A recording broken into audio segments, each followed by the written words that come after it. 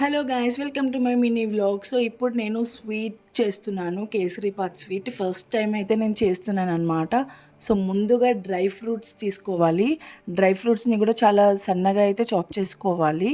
ఇక్కడ మా మమ్మీ అయితే కామెడీ చేస్తుందనమాట. సో నాకైతే నవ్వు వస్తుంది. అండ్ చూశారు కదా, నేనైతే ఈ విధంగా అయితే చాప్ చేసుకున్నాను అనమాట. మరీ సన్నగా కాకుండా కొంచెం మీడియంగా అయితే చాప్ చేసుకున్నాను. బాదం, కాజు అండ్ కిస్మిస్ని మనం ఏం చాప్ చేసుకొని అక్కర్లేదు. సో అండ్ 2 యాలక్కులు అయితే తీసుకున్నాను. అవి కూడా బాగా మెత్తగా దంచేసుకోవాలి. అందులో ఉన్న పొట్టు అయితే నేను వేయలేదు, జస్ట్ దాని పొడి మాత్రమే నేను తీసుకున్నాను. అండ్ ఒక గ్లాస్ ఆఫ్ బొంబాయి రవ్వ అయితే తీసుకున్నాను అనమాట. సో మనం ఉప్మాకి వాడతాం కదా, ఆ బొంబాయి రవ్వ అయితే తీసుకున్నాను.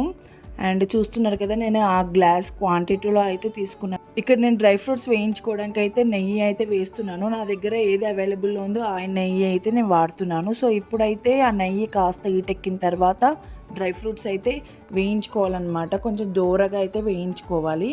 మరీ మాడిపోతే కూడా టేస్ట్ అంత అనిపించదు కదా. సో నార్మల్గా అయితే వేయించుకోవాలన్నమాట. చూసారు కదా, ఈ విధంగా వచ్చే వరకు అయితే మనం వేయించుకోవాలి నెయ్యిలో. సో ఇదైతే వేగిన తర్వాత నేనైతే బౌల్లోకి అయితే తీసి పెట్టుకుంటున్నాను. సో ఇప్పుడైతే నేను రవ్వ వేయించుకోవడం కోసం అయితే ఇంకొక నెయ్యి ప్యాకెట్ అయితే యూస్ చేస్తున్నాను అనమాట. నెయ్యి హీటెక్కిన తర్వాత ఇప్పుడు రవ్వ అయితే వేసుకొని బాగా దూరగా అయితే వేయించుకోవాలన్నమాట. ఒక రకమైన కలర్ వచ్చే వరకు అయితే వేయించుకోవాలి. మరీ మాడిపోయేలాగా అయితే వేయించుకోకూడదు. జస్ట్ లైట్గా నెయ్యిలో అంతా కలిసేలాగా అయితే వేయించుకోవాలి. వేయించుకున్న రవ్వ అయితే గిన్నెలో తీసుకొని పక్కన అయితే పెట్టేసుకోవాలి.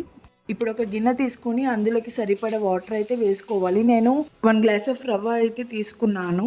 సో నేను దానికి 3 గ్లాస్ ఆఫ్ వాటర్ వేసాను అనమాట. యాక్చువల్గా 2 అయితే వేసుకోవచ్చు వాటర్. నేను ఇంకో గ్లాస్ ఎక్స్ట్రా వేసాను, ఎందుకంటే రవ్వ వేసి బాగా తిప్పినప్పుడు అది గడ్డ కట్టకుండా ఉండడం కోసం అయితే నేను ఒక గ్లాస్ అయితే ఎక్స్ట్రా తీసుకున్నాను. వాటర్ బాగా బాయిల్ అయిన తర్వాత మనం తగ్గినంత షుగర్ అయితే యాడ్ చేసుకొని బాగా కలుపుకోవాలన్నమాట, షుగర్ అంతా కరిగే వరకు. షుగర్ ఈ విధంగా కరిగిన తర్వాత మనం కట్ చేసుకున్న యాలక్కులు అయితే వేసుకోవాలన్నమాట. అండ్ అలానే కలర్ కూడా వేసుకోవచ్చు మనకు కావాలి అంటే. లేదు అంటే కలర్ వేసుకోకపోయినా ఏం కాదు, మనకి కలర్ బయట కూడా దొరుకుతుందన్నమాట. సో చూసారు కదా, ఈ విధంగా బాగా బాయిల్ అయిన తర్వాత రవ్వ అయితే వేసుకుంటూ కలుపుకుంటూ ఉండాలన్నమాట. ఎందుకంటే గడ్డ కట్టకుండా ఉండడానికి కోసం బాగా కలపాలన్నమాట. ఎందుకంటే ఎక్కడైనా గడ్డ కడితే మళ్ళీ మనం తినేటప్పుడు అది రవ్వగా ఉంటుంది కాబట్టి. ఇంకా రవ్వ బాగా ఉడికిన తర్వాత డ్రై ఫ్రూట్స్ వేసేసుకోవాలి. చూసారు కదా, ఈ విధంగా అయితే వస్తుందన్నమాట. ఇక్కడ నేను అయితే టేస్ట్ చేస్తున్నాను అనమాట. చాలా వేడిగా ఉంది, చాలా బాగుంది, చాలా బాగా వచ్చింది. ఈ మినీ వ్లాగ్ మీ అందరికీ నచ్చింది అనుకుంటున్నాను. ప్లీజ్ డూ సబ్స్క్రైబ్, లైక్ చేయడం మాత్రం అస్సలు మర్చిపోకండి. మీ సపోర్ట్ ఇలానే ఉండాలని కోరుకుంటున్నాను. Thank you.